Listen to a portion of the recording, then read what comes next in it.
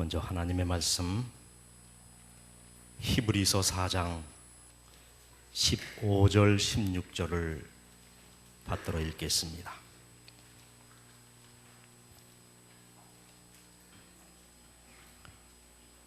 우리에게 있는 대제사장은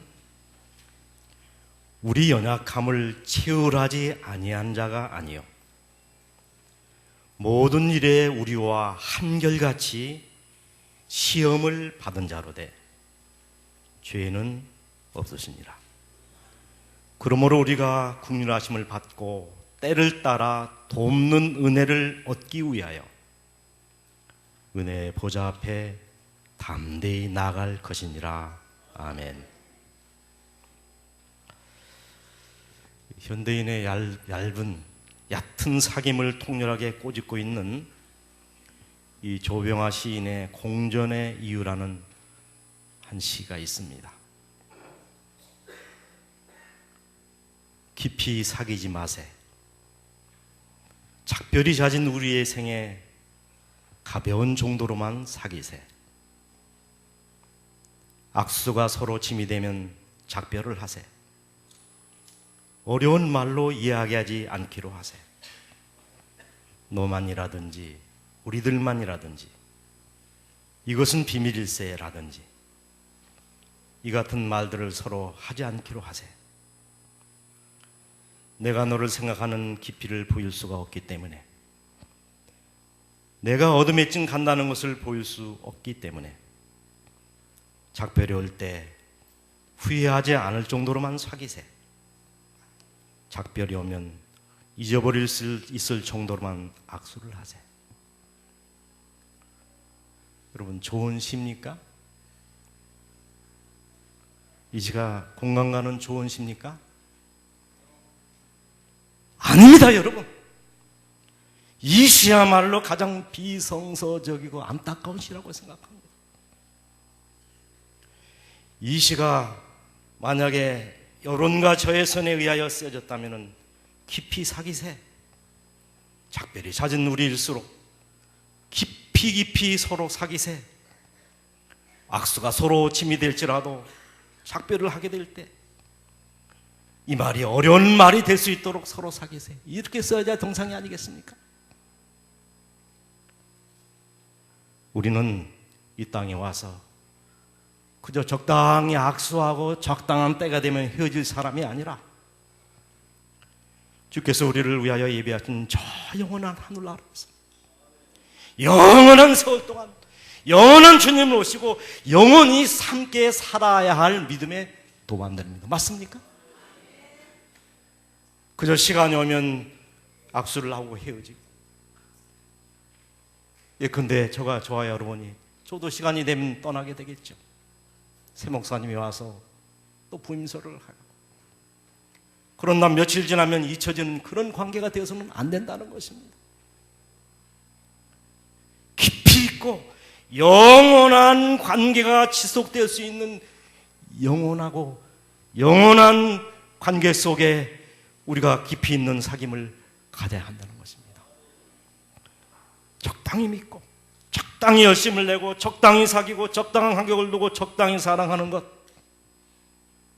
여러분, 라오디게아 교회의 병폐가 무엇입니까? 왜 라오디게아 교회가 하나님으로부터 질책을 받았습니까? 예수님을 적당히 사랑하고 적당히 믿었기 때문에 그렇습니다. 이런 사람들에 대하여 성경이 경고하는 말은 내가 내 입에서 그들을 어떻게 하리라? 내치리라고 얘기하는 것입니다. 하나님은 우리 사이의 이 관계, 성도들 사이의 사귐이 어떤 사귐이 되기를 원하시냐면 피차 뜨겁게 서로 사랑하라. 다른 번역본에 보니까 열렬히 서로 사랑하라고 말씀하고 있습니다. 성도들 사이에는 뜨겁게 열렬히 사랑해야 되고, 하늘에 계신 하나님을 향하여 우리는 어떻게 사랑해야 됩니까? 목숨을 다하고 정성을 다하고 뜻을 다하여 내 하나님 여호와를 어떻게 하라고요? 섬기고 사랑하라고 얘기하는 겁니다. 여러분, 그럼에도 불구하고, 이런 명령이 있음에도 불구하고 우리는 왜 가까워질 수가 없는 것입니까? 성경에 우리를 향하여 너희는 양 같다 그렇게 얘기합니다. 근데 조금 더 적실한 표현이 있다면 우리는 다 고슴도치 같아서 이 표현이 맞는 것 같습니다. 세상의 모든 동물들은 군거성입니다. 보십시오. 개미도 개미끼리 살고, 참새도 참새끼리 날고, 제비도 자기들끼리 날아면서 지지배배 지지배 울고. 광물을 보십시오. 연탄 나는 산에서는 연탄만 나고, 차돌 나는 산에서는 차돌만 나고, 검은돌 나는 산에서는 검은돌만 나고, 끼리끼리 삽니다. 끼리끼리 살게 되어 있습니다. 근데 유독 고슴도치만은 혼자입니다. 학자들이 연구를 해보니까 고슴도치가 고독을 즐기는 동물이 아니랍니다. 때로는 외로움을 느끼고 사랑이 그리워서 상대를 향하여 나아가는데, 가까이 다가갈수록 서로가 서로에게 뭐가 된다는 것입니까? 상처가 된다는 거예요. 특히 이 북미산 고슴도치에게는 3만 개 이상의 날카로운 가시가 있다는 거예요. 그래서 다가가면 다가갈수록 서로 상처를 냅니다.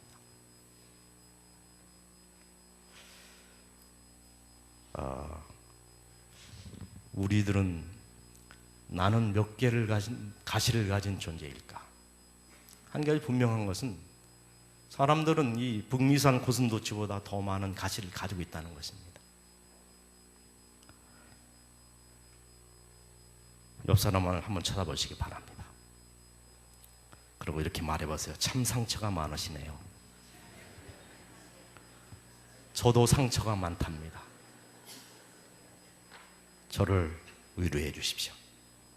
참 인간은 고슴도치를 닮았습니다. 가까이 하고 싶지만은 가까이 다가서면 서로에게 상처를 주는 존재. 우리는 서로 사랑하며 하늘까지 가려야 할 사람들입니다. 서로 찌른다고 해서 경혼하고 멀리할 수가 없는 존재라는 것입니다. 어떻게 하면 우리는 이 고슴도치의 딜레마, 이 트라우마를 극복하고 나갈 수가 있는 것인가? 미국의 선교사의 목사인 존 오토버그는 우리가 만나면 힘이 납니다 라고 하는 의미 있는 책을 썼습니다. 이 목사님은 을그리 커뮤니티 교회 샌프란시스코 멜로 파크 교회를 섬기시다 현재는 크리스찬 터너티 투데이와 리더십 저널 등의 많은 글을 올리고 있는 그런 목사님입니다. 그분이 쓰신 책이 바로 우리가 만나면 힘이 납니다 라고 하는 책인데, 이것은 의역한 책의 제목입니다. 이 책을 직역을 하면 사람은 그 사람을 참으로 알기 전까지는 다 정상이다. 사람은 그 사람을 낱낱이 알기 전까지는 다 정상이다. 뒤집어서 얘기하면 무슨 말입니까? 사람은 자세히 알고 보면 다 비정상이라는 얘기예요. 옆에 있는 분에게 한번 또 얘기하시기 바랍니다. 자세히 보니 비정상이시군요.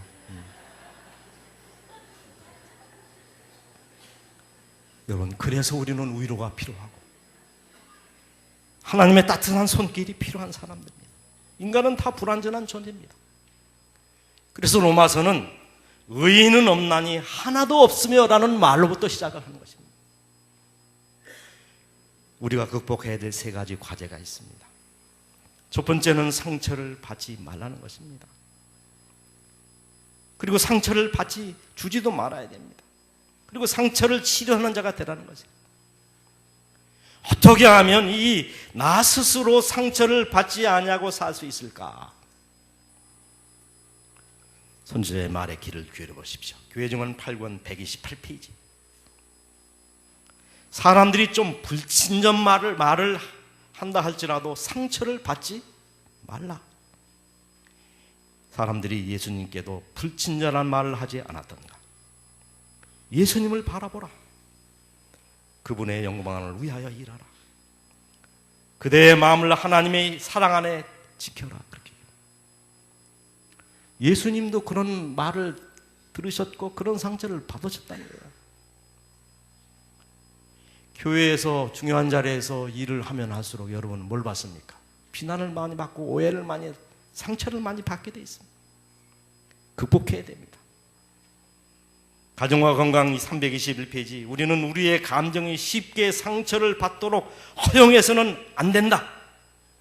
우리는 우리의 감정이나 명성을 수호하기 위해서가 아니고 영혼을 구원하기 위하여 살아야 한다. 우리가 영혼 구원에 관심을 갖게 될 때 우리는 상호 간의 교제에 그처럼 흔히 대두되는 사소한 의견 차이를 괴념치 않게 될 것이다. 지나치게 상처를 많이 받는 사람들이 있습니다. 그저 스치기만 했는데 상처를 받았다는 사람이 있습니다. 공연히 후회를 하고 공연히 미워하고 공연히 멀리하는 그런 사람을 보게 됩니다. 여러분, 그런 분들은 좀 이 말씀에 귀를 기울이시기 바랍니다. 사람들이 불친절 말을 할지라도 상처를 받지 말라. 사람들이 얼마나 예수님께 불친절 말을 했던가 그랬습니다. 이렇게 되기 위해서는 건강한 자아를 가져야 된다는 생각을 갖게 됩니다. 여러분, 박사학위가 한 너덕계에 있는 박사님에게 모르는 어떤 아이가 무식하다 그러면 그 박사님이 화를 내겠습니까? 웃겠습니까? 박사학위가 5개 있는 박사님이 어떤 사람이 무식하네요 그러면 웃겠어요? 화내겠습니까? 근데 진짜 학교도 제대로 못 다니고 가방끈이 짧은 사람에게 무식하다 그러면 화냅니까? 안 냅니까? 화를 내죠. 자아가 건강한 사람은 상처를 안 받는다는 거예요. 제 조카가 어디죠? 은행에 근무를 하는데 진짜 돈을 많이 가지고 예금을 하는 사람들 공통점이 있답니다. 그런 사람들은 매우 겸손하고 이 돈을 내놓을 때 거두름을 피지 않는다는 거죠. 조금 얼마밖에 안 되는데 좀 이거 좀 잘 제가 맡기겠다고. 가방을 열어보면 10억, 5억, 10억 그런다는 거예요. 1,000만 원, 2,000만 원 맡기는 사람이 가장 거두름을 핀다는 거예요. 진짜 건강한 사람은 별로 다른 사람의 말에 신경을 쓰지 않는 거예요. 자아가 건강해. 자아가 건강하려면 내 마음에 예수님이 계셔야 된다는 거예요. 나는 가치없는 사람이지만 온 우주의 값인 예수님이 내 안에 들어와 있는 사람은 상처를 잘 받지 않는다는 거예요. 실험을 해보겠습니다.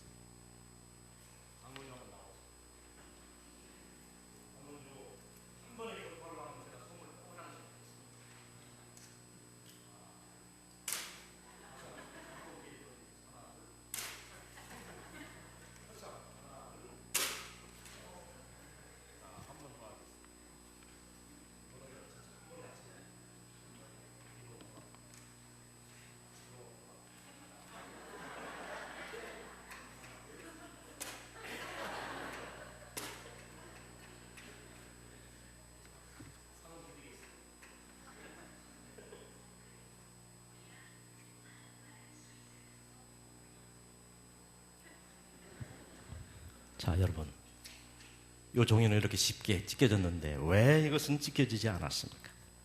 똑같은 종이지 않습니까? 이유가 뭐죠? 그 이유는 이 종이에 있는 것이 아니라 이 종이를 받치고 있는 백! 뭡니까?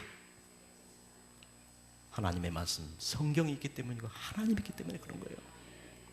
내 안에 그리스도가 꽉 들어차서 충만한 사람은 다른 사람의 어떤 말에 쉽게 상처를 받지 않는다는 것입니다. 또 우리가 이런 상처를 극복할 수 있는 비결 중에 하나는 내 자아가 죽어야 한다는 것입니다. 저는 이 말씀이 좋습니다. 산상본 30페이지. 우리의 마음의 평화를 깨트리는 것은 자아를 사랑하는 것이다. 자신이 살아있는 동안에는 언제나 자신이 굴욕을 당하고 모욕을 당하는 것을 보호할 준비를 하고 있으되 자아가 죽고 자신이 죽고 우리의 생애가 그리스도와 더불어 하나님 안에 감추어져 있을 때에는 우리는 다른 사람의 경멸과 소홀히 여김을 조금도 괴념치 않을 것이다. 우리는 비난에 대하여 귀머거리가 되고 모욕에 대하여 소경이 될 것이다. 왜 여러분 지렁이를 밟으면 꿈틀합니까?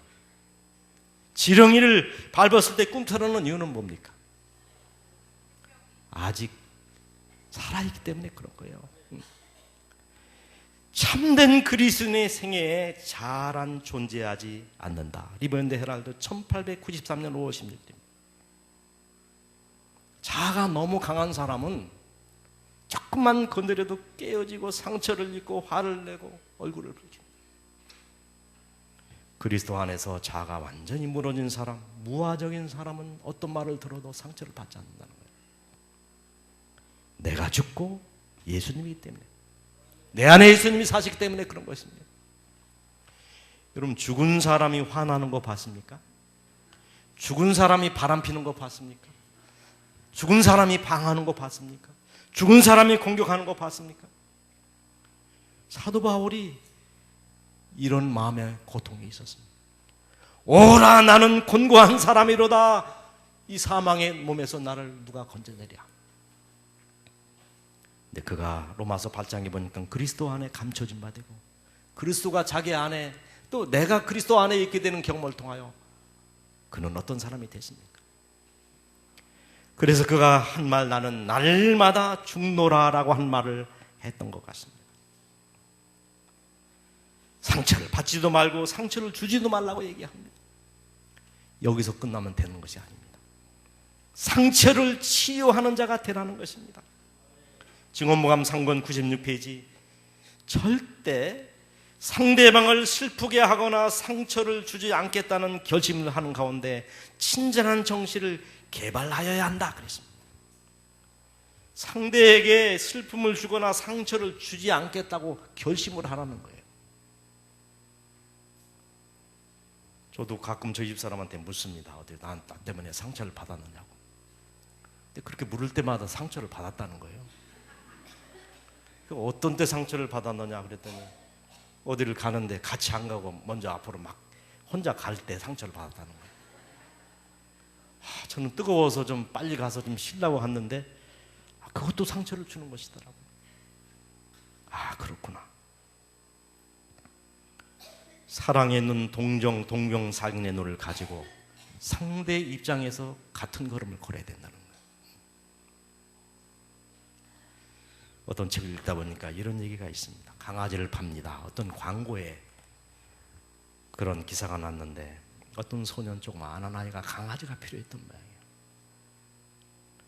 7,000원 그죠? 이렇게 지폐를 쥐고 강아지를 사겠다고 그 주인을 만납니다. 강아지가 5마리가 있는데 이 강아지 한 마리 얼마예요? 그랬더니 15,000원이라는 거예요. 그러니 7,000원 가지고 15,000원 강아지를 못 사죠. 근데 아저씨, 내가 강아지를 너무 갖고 싶은데 한번 보여줄 수 있느냐고. 5마리 강아지를 보여주는데, 그 중에 유독 한 마리가 조금 장애가 있는 강아지입니다. 근데 그 아이가 이게 건강한 강아지 4마리는 제껴놓고 이 5번째에 있는 조금 흠이 있는 강아지를 자꾸 달라는 거예요. 내가 7,000원밖에 없는데 집에 가서 나머지 돈 가지고 올 테니까 이 강아지를 주면 안 되겠냐. 하도 조르니까 인정 많은 아저씨가 강아지를 내줍니다.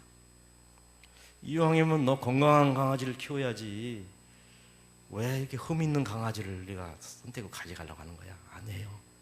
내가 이 강아지를 꼭 사야 되겠다. 그러는구나. 그 강아지를 안고 이 소년이 얼마나 기뻐하고 좋아하는지. 문 밖을 나서는 이 소년을 보고 이 주인이 소스라치게 놀랐어요. 약간 흠이 있는 그 강아지를 품에 안고 가는 그 소년,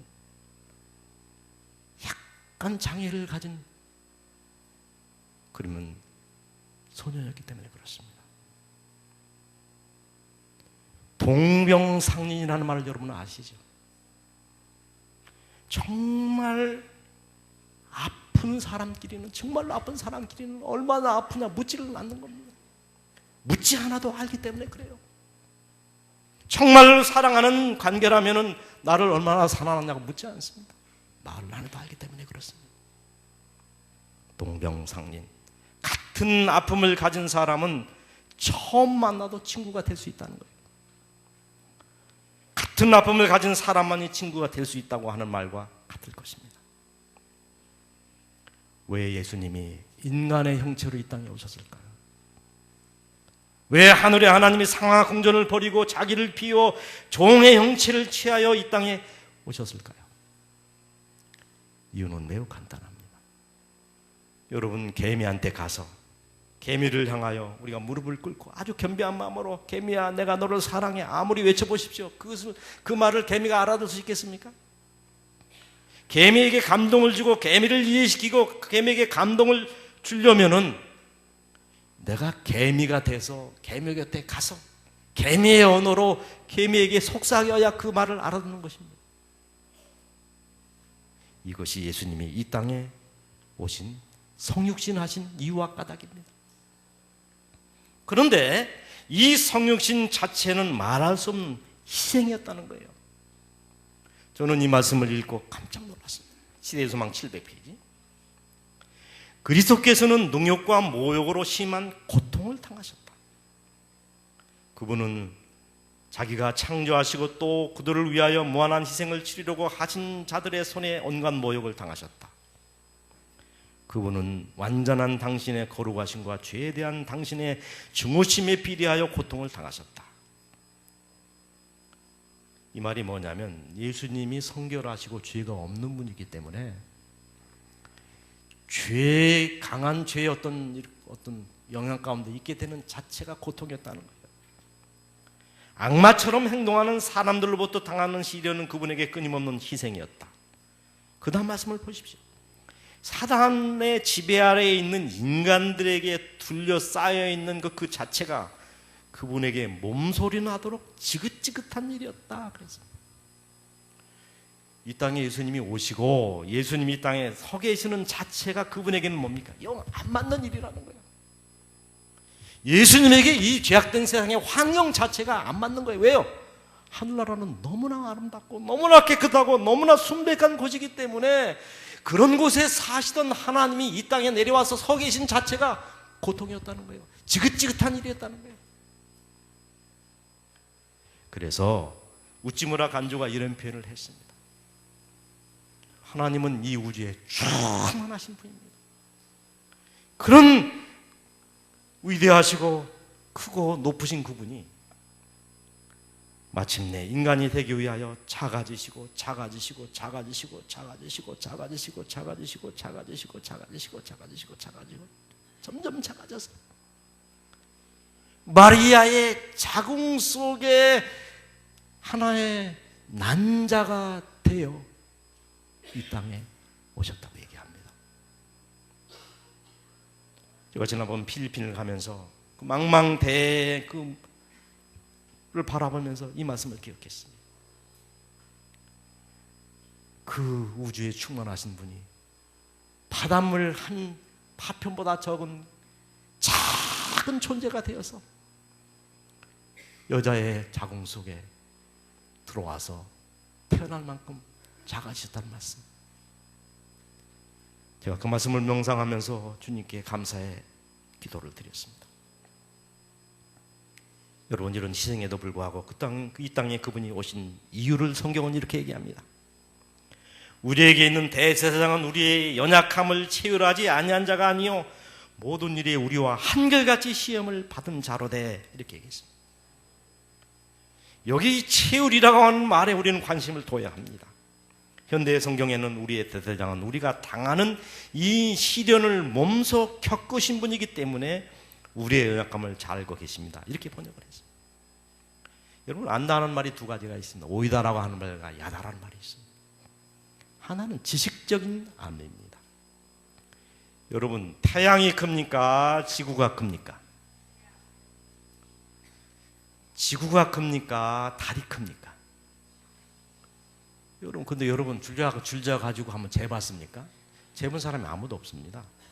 그런데 그렇게 얘기합니다. 이것은 뭐냐면 지식적으로 그렇다는 사실을 우리가 받아들이는 것입니다. 지식으로 아는 것입니다.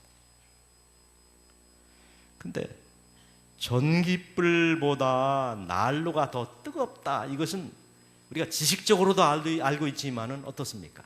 체험을 통하여 체험 세계에서 이미 검증된 지식입니다. 지식적으로 아니면은 체험적으로 아는 것. 아는 것이 두 가지라는 거예요. 그렇다면 여러분 묻겠습니다. 하늘에 계신 예수님께서 여기 나를 아신다고 얘기했는데, 하나님이 나를 아는 것은 그분이 하나님이시기 때문에, 영적인 존재이기 때문에, 신이기 때문에 아는, 지식적으로 나를 안다는 것입니까? 나를 체험적으로 안다는 것입니까? 굉장히 중요한 질문을 하는 겁니다.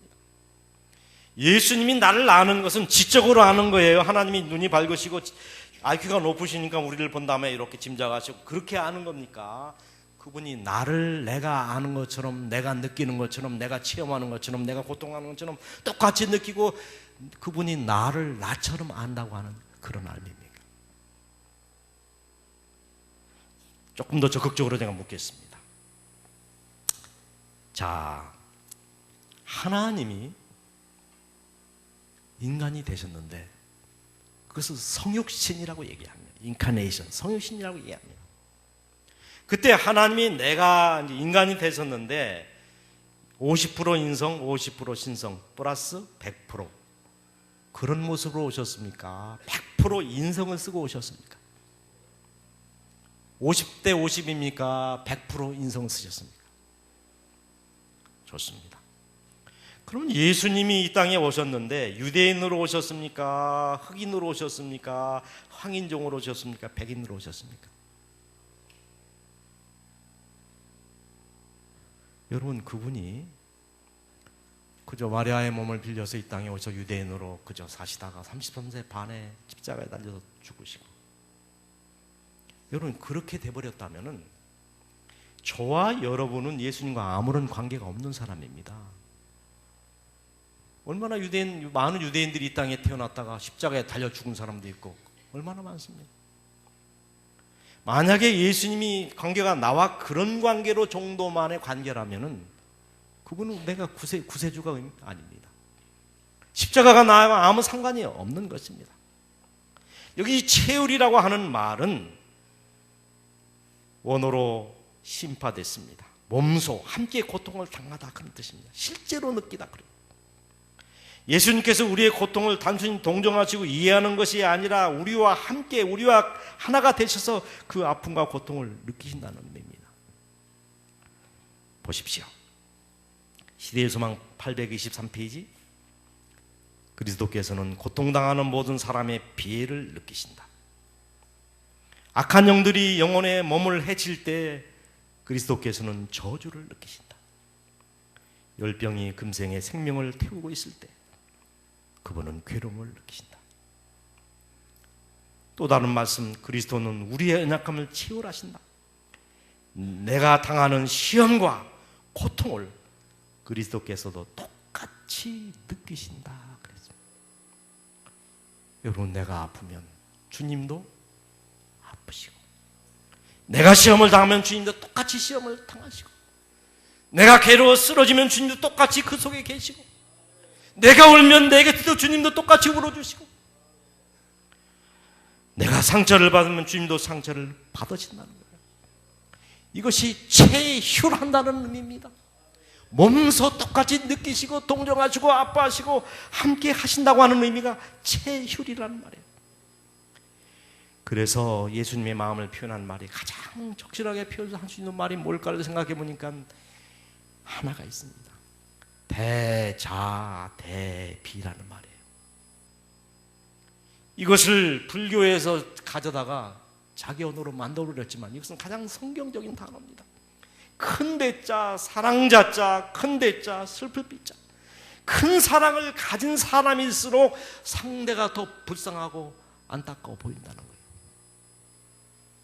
그래서 예수님은 아주 성경에서 자주 측은한 마음을 드시어 가엾은 마음이 드셔서 민망히 여기셨다는 말씀을 자주 씁니다. 심령에 통분 여기시고 민망히 여기사, 이 통분 여기시라는 말은 단장의 아픔을 느끼셨다 그런 뜻입니다.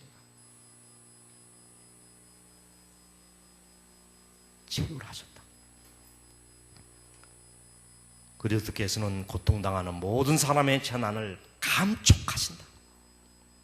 악한 영들이 우리의 몸을 해칠 때 그리스도는 똑같은 저주를 느끼신다. 열병이 금생의 생명을 태우고 있을 때 그분은 고통을 느끼신다 그랬어요. 하늘에 계시지만 그분은 똑같은 고통을, 내가 당하는 고통을 체휼하시고 계시는 하나님이라는 거예요. 그래서 지극히 작은 자 하나에게 한 것이 곧 내게 한 것이라고 지엄하게 말씀하십니다. 여기 그렇게 말씀하세요. 지금 비록 예수께서 인간의 암흑에는 숨겨졌을지라도 믿음의 귀는 두려워 말라, 내가 너와 함께 함이라는 말씀 음성을 들을 수 있다. 나는 그대의 슬픔을 견디었으며 그대의 투쟁을 경험했으며 그대와 같은 유혹을 당하였다. 나는 그대의 눈물을 안다. 나도 역시 울었다. 인간의 귀로 차마 들을 수 없는 극한 슬픔을 나는 안다. 그대는 고독하고 버림받았다고 생각하지 말라. 그대의 고통이 세상에 있는 어떤 사람의 심금도 울리지 못할지라도 나를 바라보고 살아라. 예수님이 인간이 되셨다, 성육신을 쓰셨다고 하는 말은 뭐냐면, 단순히 유대인으로 오셔서 그저 십자가에 달려 돌아가심으로 우리에게 모범을 보여주신 분이 아니라, 그 성육했다는 말은 유대인이 됐다는 말도 아니고 바로 내가 되셔서, 누가 되셔서? 내가 되셔서 나로서 십자가를 지고 나로서 그분이 죄의 고통을 당하시고 내가 당해야 될 죄의 저주를 나로서 그분이 당하시고 죽으셨다는 의미가 바로 성육신이라는 거예요. 그렇지 않으면 예수님의 십자가가 여러분과 저 아무런 상관이 없는 십자가인 것이에요. 하늘 가는 길은 그분의 발자국으로 트여졌다. 우리의 발을 상하게 한 모든 가시는 이미 그분의 발을 상하게 했다. 우리가 지도록 요구받은 모든 십자가는 우리보다 먼저 그분이 지셨다. 예수님이 2000년에 오셔서 내가 살아야 될 내 삶, 지금까지의 삶, 아니 내가 무덤에 내 몸을 쉴 때까지 모든 삶을 그분이 먼저 사셨다는 거예요.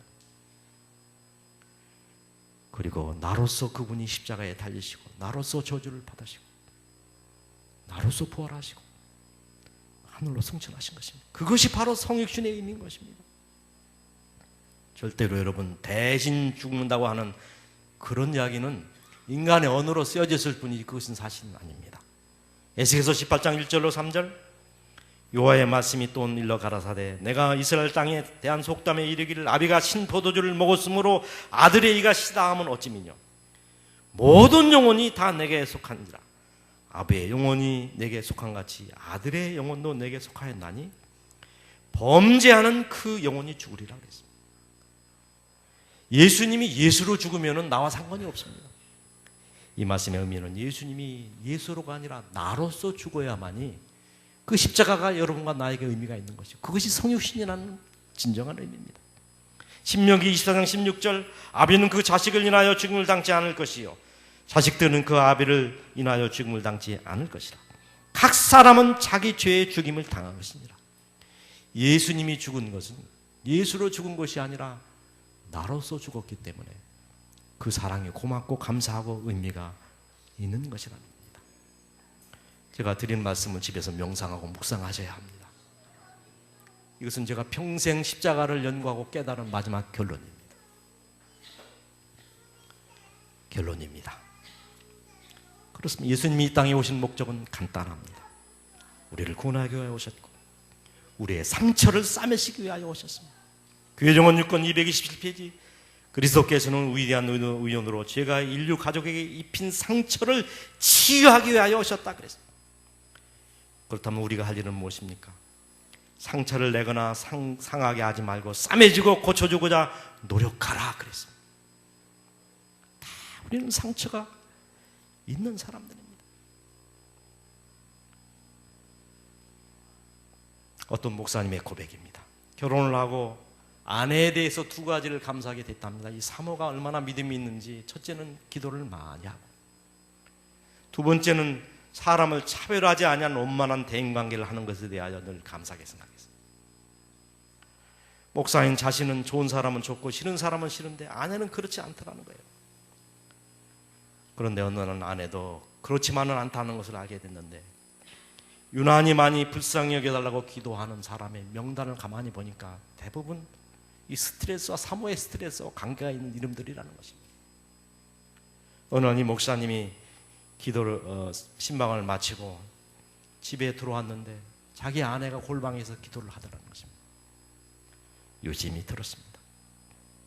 주님, 우리 남편 이 목사를 불쌍히 여겨 주시옵소서. 알고 보면 다 우리는 불쌍한 사람들입니다.